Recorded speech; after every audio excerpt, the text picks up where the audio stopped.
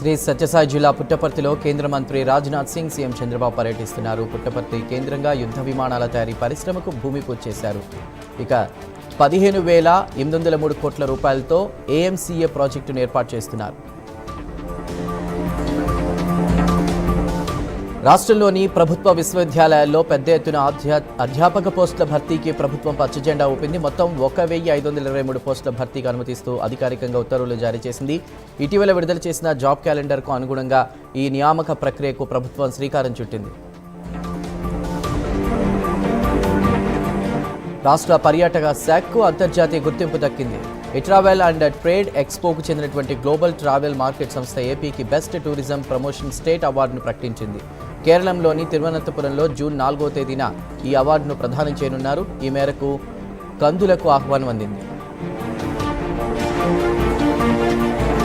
హైదరాబాద్ సనత్ నగర్లో ఉన్నటువంటి ట్రిమ్స్కు మాజీ మంత్రి కేటీఆర్ చేరుకున్నారు. టిమ్స్ హాస్పిటల్ పరిశీలించారు. అక్కడి సిబ్బందితో మాట్లాడారు. కేటీఆర్ వెంట తలసాని శ్రీనివాస్ యాదవ్ కూడా ఉన్నారు.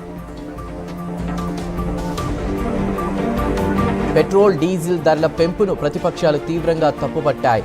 ద్రవ్యోల్బణం వ్యక్తి మోదీ అని ఈరోజు మరోసారి ప్రజలపై కొరడా జులిపించారంటూ కాంగ్రెస్ మండిపడింది. పెట్రోల్ డీజిల్ సిఎన్జి ధరల పెంపును ఇటీవల ముగిసిన అసెంబ్లీ ఎన్నికలకు ముడిపెట్టిందని విమర్శలు చేశారు. సనాతన ధర్మాన్ని నిర్మూలించాలని తాను చేసిన వ్యాఖ్యలను డీఎంకే నేత ఉదయనిధి సమర్థించుకున్నారు. తనపై వస్తున్న విమర్శలకు సంబంధించి భయపడనని, సనాతనాన్ని నిర్మూలించాలంటే ఎవరు గుడికి వెళ్లకూడదని అర్థం కాదని ఆయన అన్నారు. తాము ఎవరి విశ్వాసాలకు వ్యతిరేకం కాదని చెప్పుకొచ్చారు. దేశీయ స్టాక్ మార్కెట్ సూచీలు లాభాల్లో కదలాడుతున్నాయి. ఉదయం 9:30 సమయానికి నిఫ్టీ 73 పాయింట్లు పెరిగి 23,761 వద్దకు చేరుకుంది. సెన్సెక్స్ 214 పాయింట్లు పుంజుకుని 75,622 వద్ద ట్రేడ్ అవుతోంది.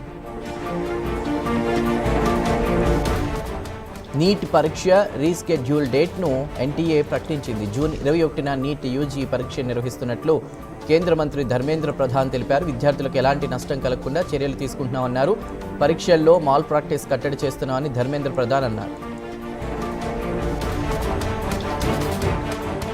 బంగారం వెండి ధరలు తగ్గాయి. 24 క్యారెట్ల 10 గ్రాముల బంగారం ధర ఏకంగా 2,240 తగ్గి ₹1,60,090 రూపాయలకు చేరింది. 22 క్యారెట్ల 10 గ్రాముల బంగారం ధరపై ఏకంగా ₹2,050 తగ్గి ₹1,46,750 వద్ద కొనసాగుతోంది.